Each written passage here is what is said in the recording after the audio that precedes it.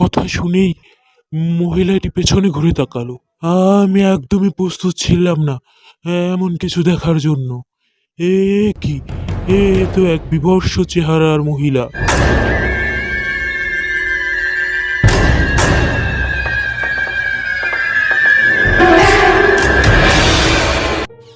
সামনে পরীক্ষা, স্কুল ছুটি হয়ে গেছে।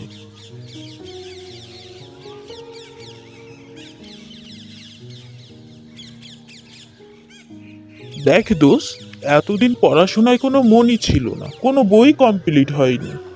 পরীক্ষা সামনে, এখন তারই ফল পাচ্ছি। বই কমপ্লিট না করতে পারলে তো পরীক্ষায় ফেল করব, আর পরীক্ষায় ফেল করলে তো বাসায় অনেক বকা শুনতে হবে। তুই ঠিকই বলেছিস দোস্ত, চল আজ থেকে আমরা পরীক্ষার প্রস্তুতি নেওয়া শুরু করি। হ্যাঁ রে, ঠিক বলেছিস, আমাদের পরীক্ষার জন্য প্রস্তুতি নিতে হবে এখন থেকেই, তা না হলে কপালে যে কি আছে। তাহলে তুই সন্ধ্যায় আমার বাসায় আসিস, আমরা একসাথে পড়ব, আর একসাথে পড়লে দ্রুত পড়াও কমপ্লিট হবে। আচ্ছা ঠিক আছে, আমি আসব। এখন তাহলে আমি বাসায় যাই, আর তুইও বাসায় যা।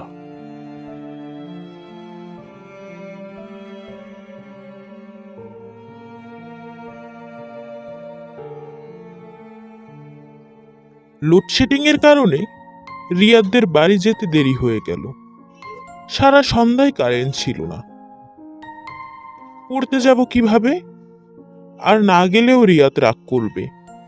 কারেন্ট এসেছে, এখন যাই, দ্রুত পড়া শেষ করে বাসায় চলে আসব। মাকে বলে রিয়াদদের বাসায় রওনা দিলাম।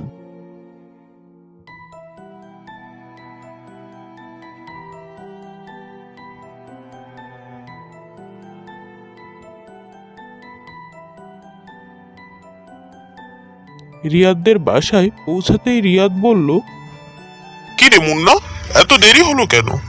আরে কারেন্ট ছিল না, কারেন্ট এসেছে তারপর আসছি। তাহলে চল, দেরি না করে পড়তে বসি।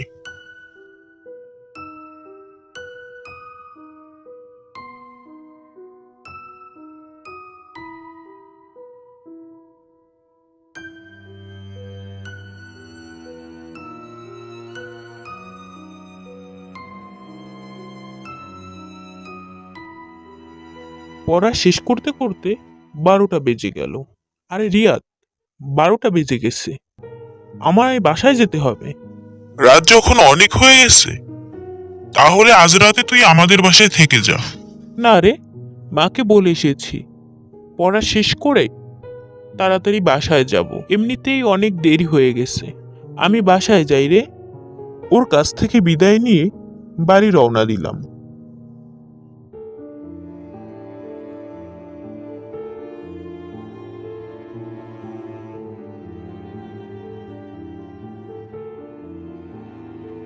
রিয়াদদের বাসা থেকে আমাদের বাসায় যে পথ থেকে যেতে হয়, তার এক পাশে নদী, আর এক পাশে কিছু দূর গিয়ে একটি কবরস্থান আছে।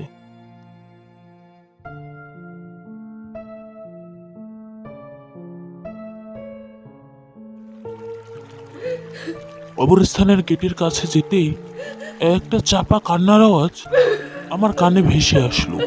একটু লক্ষ্য করে শুনতেই বুঝতে পারলাম আওয়াজটি কবরস্থানের ভেতর থেকেই আসছে। কে কান্না করছে কবরস্থানের ভেতরে? আর এত রাতে কবরস্থানেই বা কি করছে? কে আছে কবরস্থানের ভেতরে? এটা দেখার জন্য কবরস্থানের ভেতরে এগিয়ে গেলাম। ভেতরে গিয়ে লক্ষ্য করলাম একটি কবরের পাশে একটি মহিলা বসে কান্না করছে। তার গায়ে লাল কাপড়, দেখে মনে হয় যেন এক নতুন বউ। সে কেন কান্না করছে এই কথা জিজ্ঞাসা করতে যাব, তখনই মহিলাটি উঠে কবরস্থানের ভেতরের দিকে যাওয়া শুরু করলো। মহিলাটি কে? এত রাতে এখানে কি করছে? এটি জানার জন্য আমিও তার পিছু নিলাম।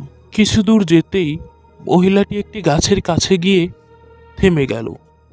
আমিও দাঁড়িয়ে পড়লাম এবং তার উদ্দেশ্যে জিজ্ঞাসা করলাম, কে আপনি? আর এত রাতে কবরস্থানে কি করছেন? কথা শুনেই মহিলাটি পেছনে ঘুরে তাকালো। আমি একদমই প্রস্তুত ছিলাম না এমন কিছু দেখার জন্য। এ কি, এ তো এক বিভৎস চেহারার মহিলা। তার চোখের কোটরে চোখ নেই, চোখ থেকে গড়িয়ে পড়ছে রক্তের কান্না। আর দাপটে উড়ছে তার চুল।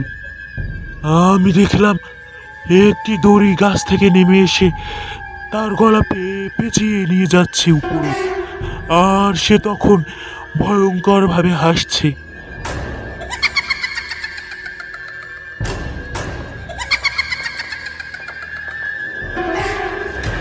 এটি দেখার পর আমার শরীর থরথর করে কাঁপছিল। আমি আর দাঁড়িয়ে থাকতে পারছিলাম না। আ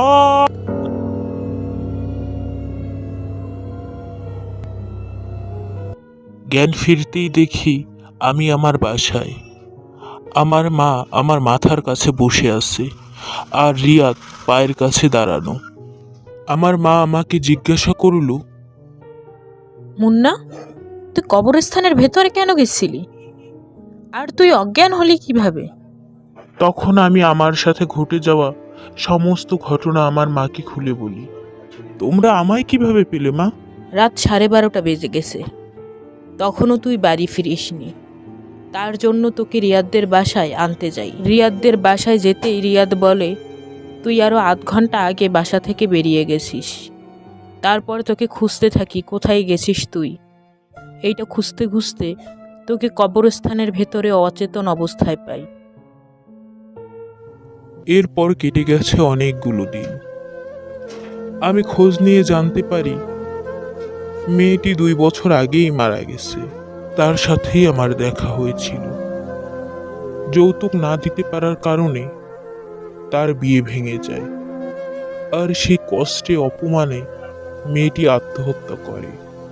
আমাদের এই সমাজ ব্যবস্থার কারণেই কত মেয়েদের জীবন নষ্ট হয়ে যাচ্ছে। কবে ঠিক হবে আমাদের এই সমাজ ব্যবস্থা? আমি তার আত্মার শান্তি কামনা করি।